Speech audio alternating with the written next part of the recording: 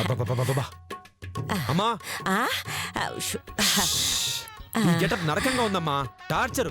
అసలు మీరు ఎలా భరిస్తున్నారమ్మా? అయ్యో, ఏం చేస్తావు నాన్న? ఆడవేషంలో అడ్డంగా ఇరుక్కుపోయావు. ఇప్పుడు తప్పించుకునే ఛాన్సే లేదు. అవునమ్మా, నాకు అదే భయంగా ఉంది. ఆ మధు లేదు, అది నన్ను నీడలా ఫాలో అవుతుందమ్మా. అవునమ్మా, లక్కీగా ఎలాగోలా తప్పించుకున్నా.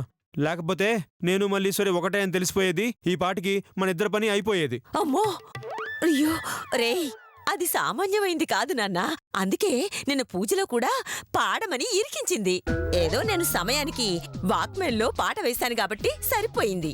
లేదంటే అక్కడే బుక్ అయిపోయి ఉండేవాడివి. అమ్మా, ఇలా క్షణక్షణం భయపడుతూ ఎంతకాలం బతుకుతావమ్మా? నన్ను అడిగితే నేనేం చెప్తాను నాన్న?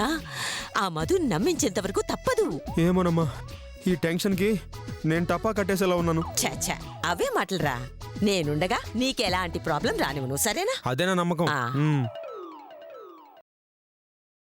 అత్తయ్య గారు, అమ్మో, అత్తయ్య గారు, అమ్మా, వచ్చేసిందమ్మా రాక్షసి. అమ్మా అమ్మా, ఖచ్చితంగా దాని గదికి నేను తీసుకెళ్ళడానికి వచ్చి ఉంటుంది. నేను వెళ్ళమ్మా.